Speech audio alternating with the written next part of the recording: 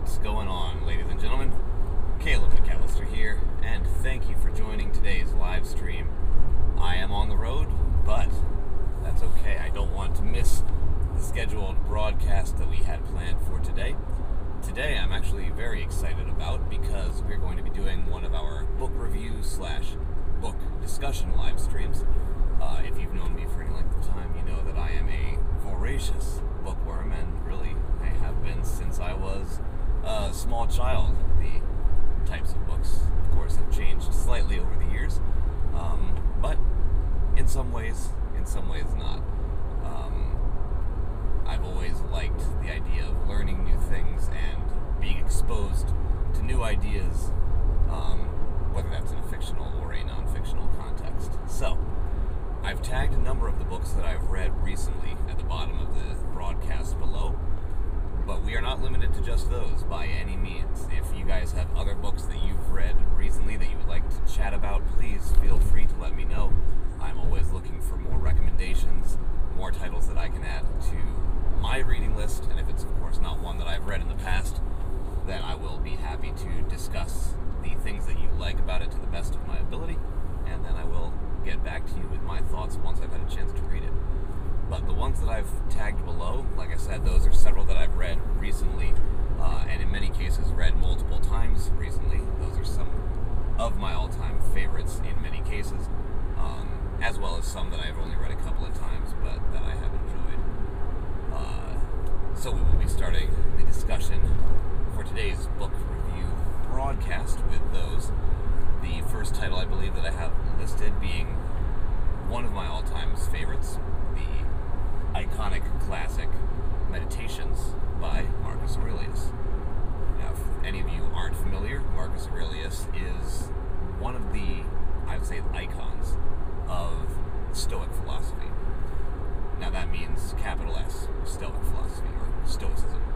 Sometimes you hear people use the word Stoic or Stoicism with a lowercase s, which is a bit of a different connotation. You know, that is a dictionary term with the lowercase s. It means more being immune to emotion, being one who never shows their feelings, etc., etc. That is not really what's meant by capital S, Stoicism, or Stoic philosophy. Now, we could be here for hours talking about, well, what does Stoic philosophy or Stoicism mean? I think if I were to explain it as briefly as possible to the best of my ability, and feel free to chime in, guys, if you have a better explanation than I do, because mine will definitely not be perfect. But I think the best way to sum it up in a nutshell, at least for me, is the idea that Stoic philosophy teaches that you experience feelings, that you feel feelings, emotions, whatever you want to call them, that you allow them to impact you, but you do not allow them to control you, that you do not allow yourself to become a slave to emotions, to how you feel, that you don't tune them out and ignore them, but you also recognize that you are the one who is in charge of the way that you feel about what happens to you, the way that you feel about your emotions. And of course, as you can imagine, that is far easier said than done, and that's a concept that Marcus Aurelius gets into extensively in this book below, Meditations. And the interesting thing about Meditations being that he never actually intended for this book to be publicly distributed. It wasn't written for an audience. It was basically just his private notes that he put in his diary, really just for his own reference, for him to keep in mind the ideas that he wanted to embody as he lived his life, the principles by which he wanted his life to be marked. Now, long after his death, of course, the diary was discovered, the notes were discovered, and eventually compiled via different interpretations, translations, whatever you want to call it, into the book that we now call The Meditations of Marcus Aurelius. One of my favorite editions of which being listed below. But like I said, it doesn't just have to do with the idea of... There's a slowdown ahead. Pardon me? it doesn't just have to do with the idea of tuning out emotions. It has to do with the idea of how do we live in light of our emotions in a way that is still faithful to our philosophy, to our code. How can we experience joy, sadness, heartbreak, hurt, anger, betrayal, millions of other positive and negative emotions? How do we experience those and yet still live with integrity according to the philosophy, according to the code, according to the principles, the morals that we claim to embody? And I find that to be an absolutely incredible, inspirational, fascinating concept. But, like I said, Marcus Aurelius's Meditations is one of my personally favorite books of all time. I've read this many times and plan to continue reading it many times. Not just because it's so full of wisdom, although it is, but because it's the kind of wisdom that if I don't refresh my memory of it on a regular basis, I'm going to tune it out. I'm going to move on. I'm going to let it kind of fall to the back of my mind, and I'm going to forget how important it is to me to keep that philosophy, those principles, at the front of my mind, such as the principles that we've been discussing thus far. This format of meditations is extremely interesting because it's, well, like I said, it's notes in a diary that Aurelius never intended to be published.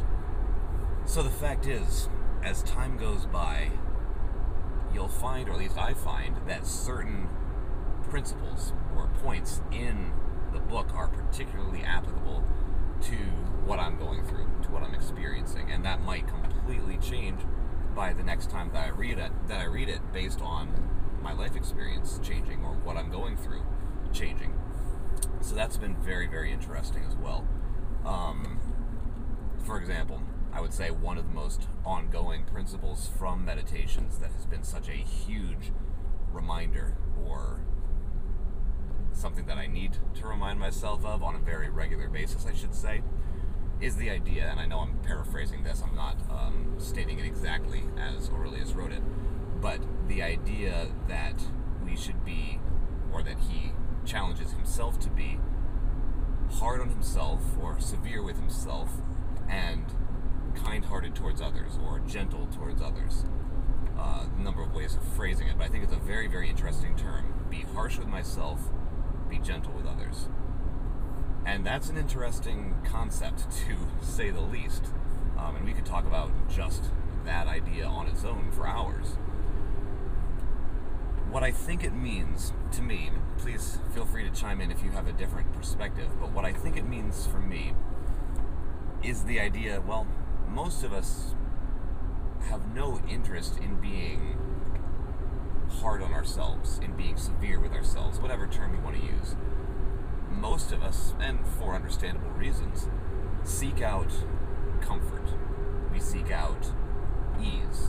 We don't look for more challenging situations in life than we have to. And that's understandable to some degree. That's just human nature. The idea that we would try to take it as easy on ourselves as possible. We tend to give ourselves the benefit of the doubt, and I'm speaking of myself as well. The tendency is always there to give myself the benefit of the doubt, to cut myself lots of slack, to let myself off the hook whenever I'm in a challenging situation. Like, okay, so maybe I did this thing, but what people don't realize is this is what was going on, or this is what I meant, so it's really not my fault that I took it easy when I made a commitment that I was going to challenge myself in this way or that way. Or a million other ways that you could apply that concept. We all tend to gravitate away from the idea of being hard on ourselves or harsh with ourselves, and gravitate towards the idea of taking it easy on ourselves. So, kind of the opposite of the principle that Marcus Aurelius was talking about, that we were discussing earlier. And then the other side of the same coin, the idea of being gentle with others or being generous with others. well, let's be honest, that tends to not really be our natural inclination either. Because, well, if we tend to give ourselves the benefit of the doubt, like we were talking about a moment ago, if we tend to take it easy on ourselves, if we tend to hold ourselves to a fairly loose and lax and generous standard, which we do, we must admit, we tend to do the exact opposite when it comes to other people. And again, I am not pointing the fingers at everybody else. I am speaking of myself, my own tendencies, and I think we can all say that is very similar, if we are honest with ourselves, for most of us. That if I tend to cut myself some slack, I don't tend to cut other people very much slack. At least that's not the natural inclination, the natural tendency. So, for example, if I cut somebody off in traffic, it might very well be completely unintentional on my part. I could tell myself, oh, I didn't mean to. I was trying to make sure that I was driving carefully and I had no other option. I had nowhere else to go. I had to cut this person off. But would I be that generous if somebody cuts me off? I mean, it wouldn't be my natural inclination right off the bat, right? Generally speaking, if I'm in a situation like that and somebody cuts me off, well, the natural inclination on my part is going to be to assume the worst. To assume this person's just a jerk. They are just bad drivers. They're paying no attention. They're not driving carefully. They're not driving safely. They don't care if they hurt somebody else. That's the story that I am naturally going to have the tendency to tell myself. Kind of funny how that works, isn't it? Pretty much the opposite of what we do for ourselves, what we are naturally inclined to do for other people. So to tie this back to what Marcus Aurelius was talking about in this principle of be strict with yourself, be generous with others, or whatever phrase you prefer to use for that principle. Generally speaking, we tend to be generous with ourselves and harsh with others. So it's interesting, and this is probably the case for a lot of the principles that Marcus Aurelius talks about. It tends to be pretty antithetical to our natural tendency. And that, in my opinion, is probably what makes it so powerful. Because if my tendency is to take it easy on myself, if my tendency is to make excuses for myself, to slack off, to not hold myself to as high of a standard, whether that's physically, mentally, in any context, to not hold myself to the standard that I had said out loud or quietly that I was expecting of myself, well, if that's my tendency, and if I'm honest with myself, that does not lead to positive outcomes on a large or a small scale, what might the outcome be if I follow Marcus Aurelius' advice, and instead, I'm strict with myself, harsh with myself, whatever term you want to use? What if I am committed to doing what I told myself I was going to do, whether that's out loud, whether that's simply something privately to myself? What impact might that have on my life, on my mind, on everything that happens around me? It's a pretty powerful concept when you think about it. And of course, it's also not an easy concept, which is why it's so rarely implemented. But if that's a hard concept, I would say that the second part of that principle is probably an even harder concept. The idea of being generous or gentle with others. Because if it's hard to hold myself to a high standard, it is very hard to let others off the hook. And I think that we all find different contexts in which that is particularly the case. I think one that I struggle with, that many of us struggle with, but certainly that I struggle with, is the idea of allowing yourself to be wronged, to be harmed in some way, to have rumors said about you that are unfounded, hurtful, and completely untrue.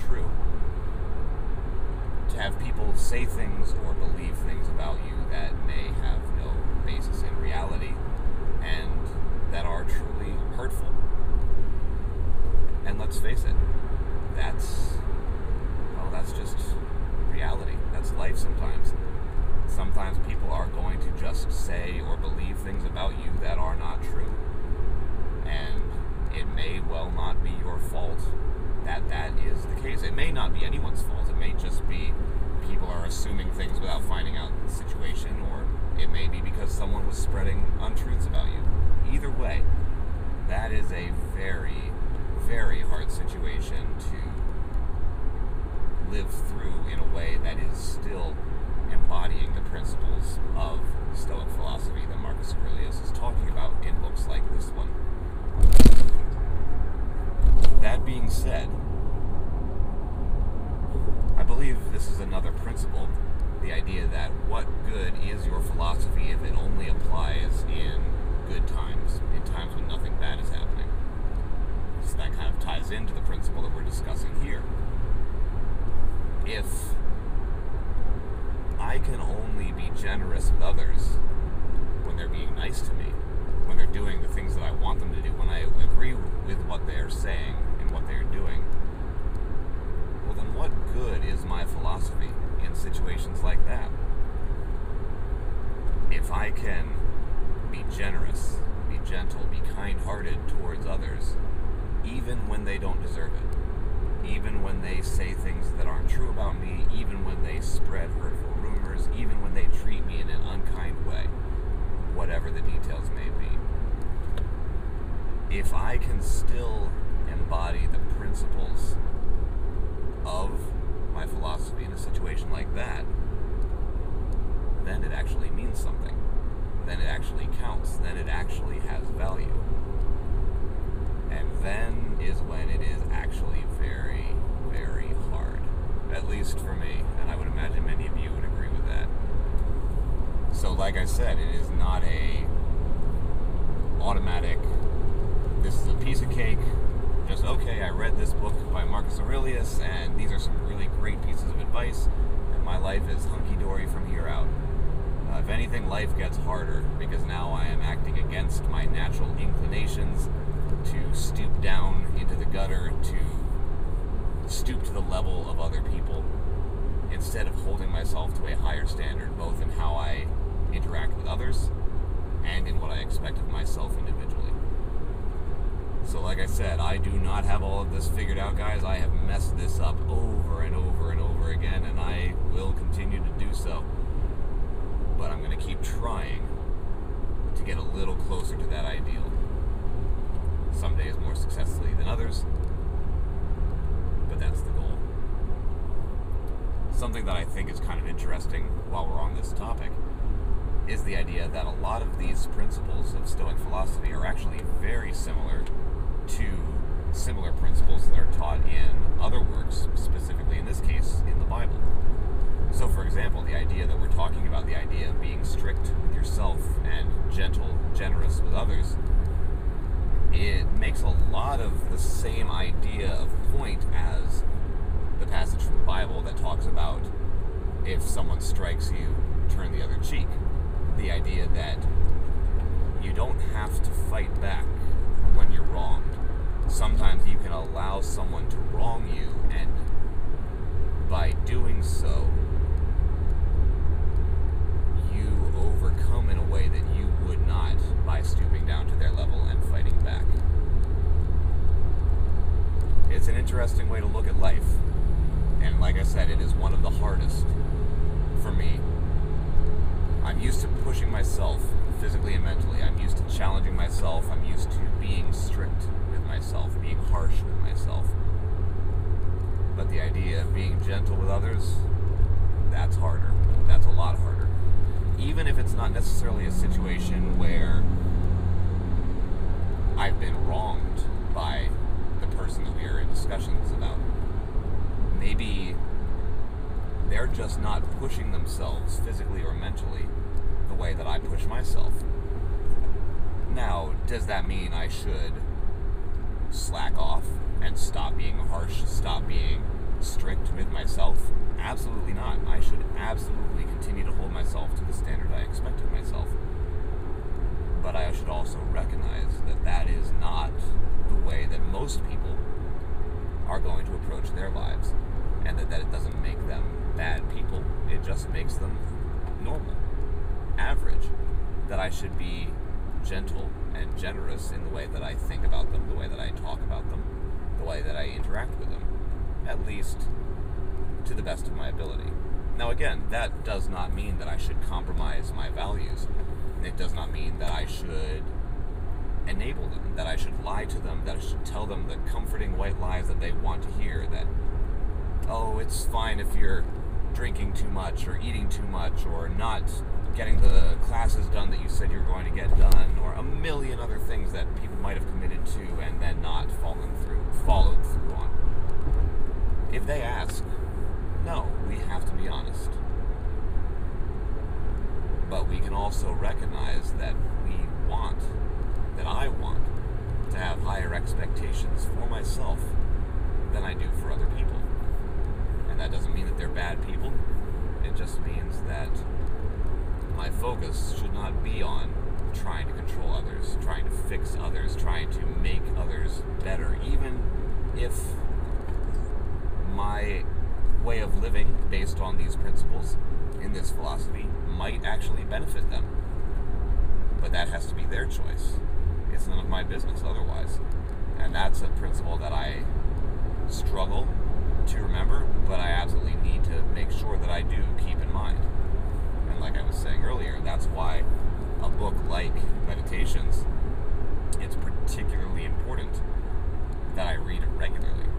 Because I know that A, I'm not going to remember these principles, but B, because they're so antithetical to my natural inclination, to all of our natural inclination, I need to refresh my memory very intentionally on a regular basis. And that makes a very big difference in the long run.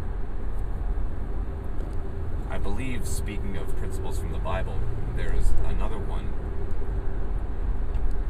that applies to the same concept as well. And I'm trying to remember exactly how it's phrased. I know I'm going to botch this as well.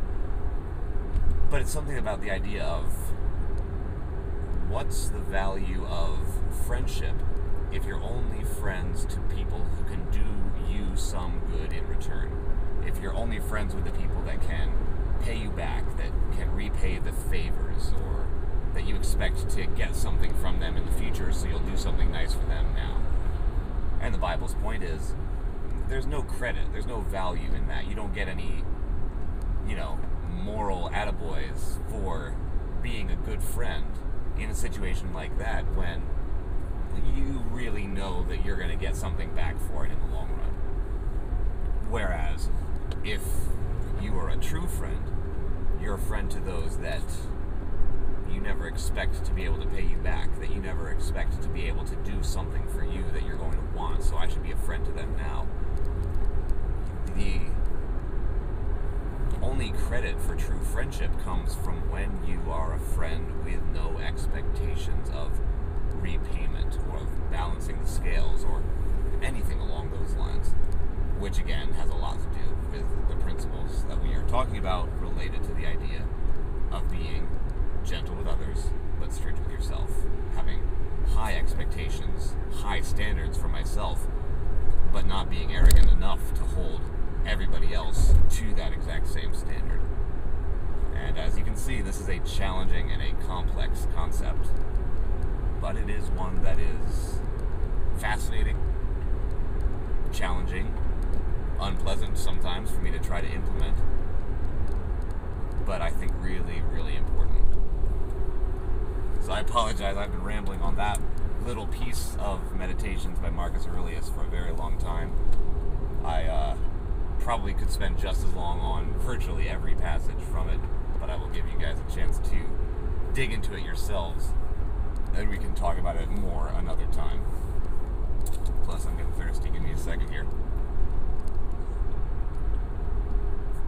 Thank you to True Seltzer Water for the sparkling water that I'm drinking as we talk today. If you know me at all, you know that I'm a very big fan of seltzer water, sparkling water, carbonated water, whatever you want to call it. I try to stay away from soda and pop and soft drinks and that kind of stuff for the most part because of all the extra sugar, etc. added to it. But I do like the carbonation and, of course, hydration being extremely important. I grew up hearing Tom Brady preach the principle of hydration every Sunday. So go Pats. Sorry if you are a Pats hater.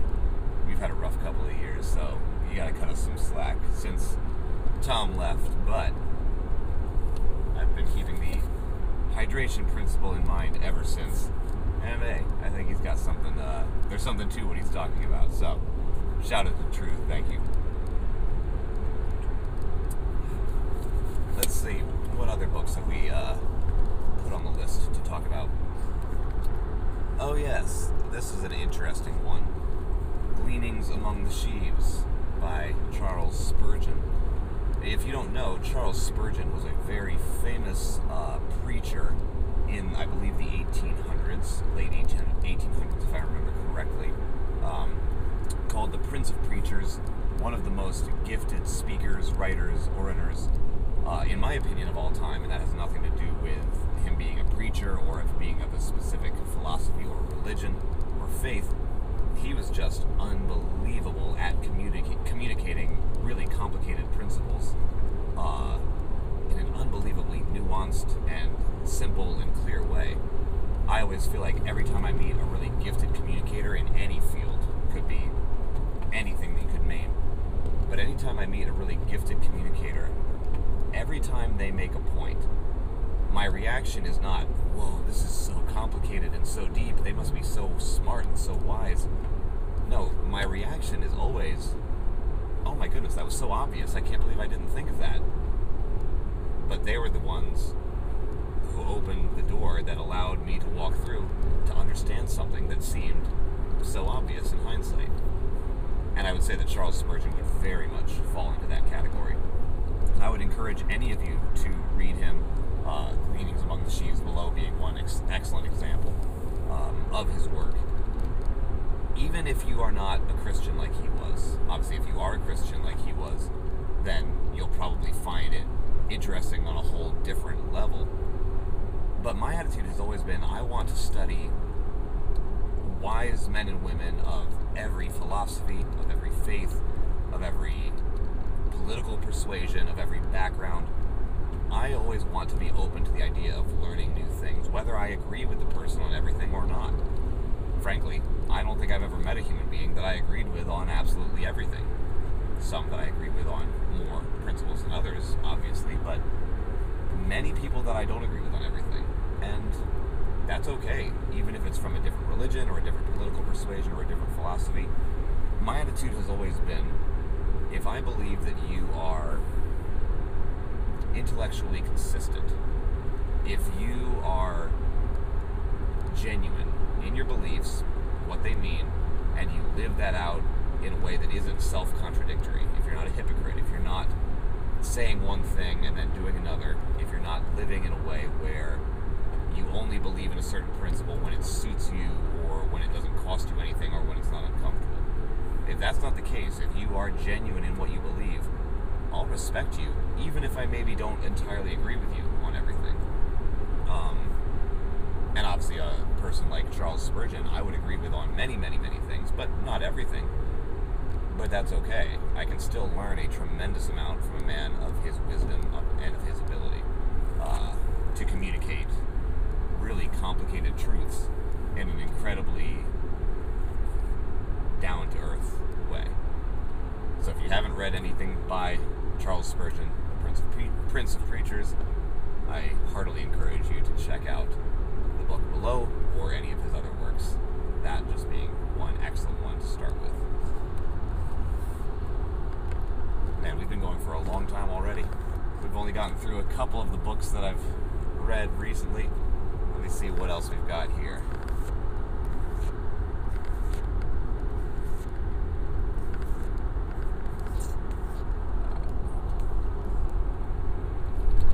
We are probably not going to have time to get through all of these, but let's talk about some.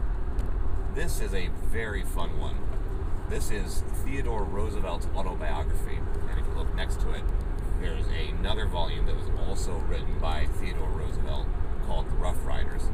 That one being primarily about his time serving in the Spanish-American War, whereas his autobiography would not get quite as in-depth on that period of his life, but has a much broader overview of his entire life from childhood through his political career, becoming president of the United States, his work in conservation, his adventures out in the Wild West, etc., etc.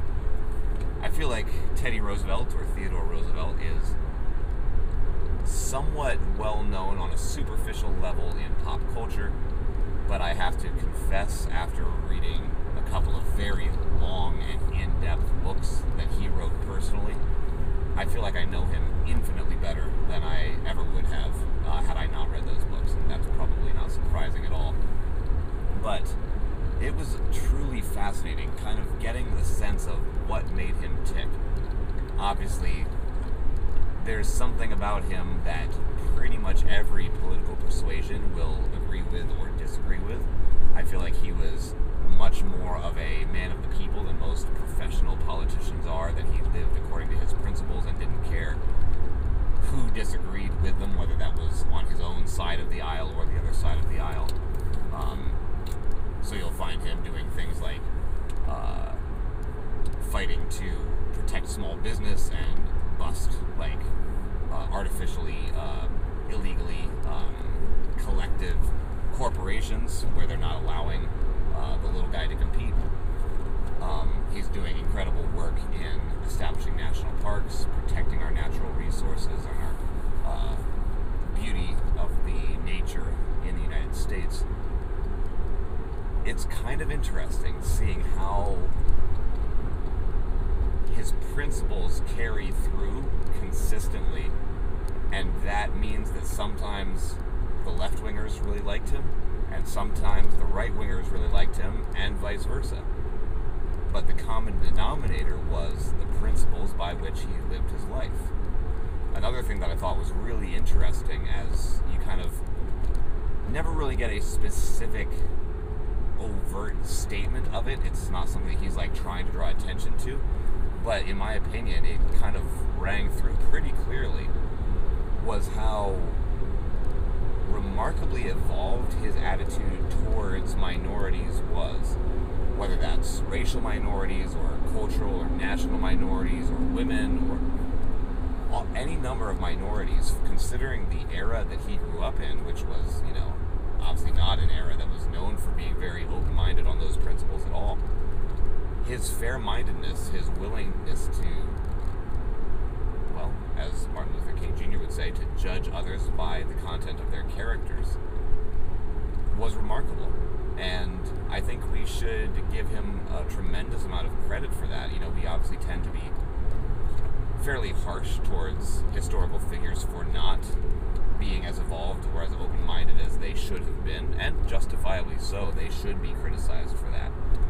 But if we're going to criticize figures of the past for their mistakes in that area, I think we should also recognize those from the past who, to the best of their ability for their era, were remarkably above average and remarkably evolved in how they looked at and how they spoke about, how they wrote about, how they treated minorities in their day-to-day lives. And I think Teddy Roosevelt was an excellent example of that, from what I can gather.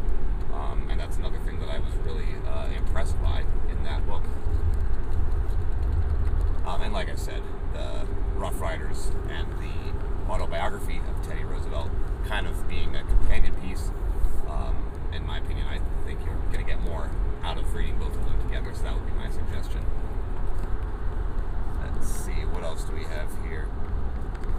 I think the last one would be the Master of Strategy collection. That was the last recent one that I went through. That was an anthology collection of both the Book of Five Rings by Musashi and The Art of War by Sun Tzu.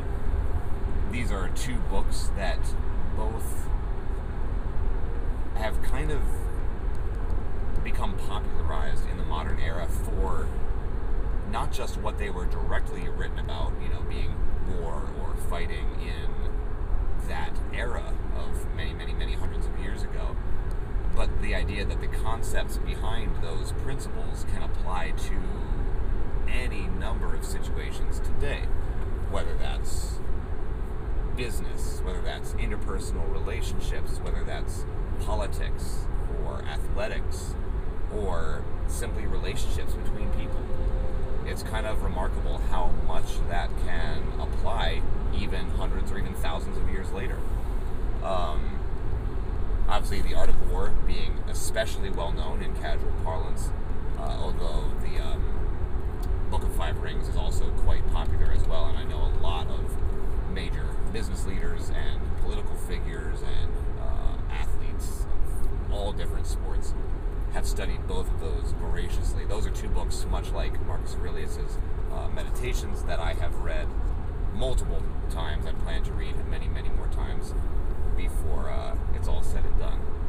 These are actually quite short compared to, say, the Teddy Roosevelt autobiography, so they won't take you all that long to get through, whether you read them or listen to them on Audible or whatever method you prefer. But because they're so short, they are relatively easily digestible, but deceptively rich in their nuance and in their wisdom. I think sometimes I've seen, like, on social media, people will kind of joke about principles from, say, The Art of War as being like, well, that's so obvious. Why do people act like he's so wise for saying that's something that's so apparent? I don't know if I would entirely agree with that assessment, because A, like we were saying earlier, sometimes things are obvious after someone has had the wisdom to point them out. Sun Tzu, I think, being a perfect example of someone with that ability. But in addition, sometimes they only seem obvious or cliched at first glance.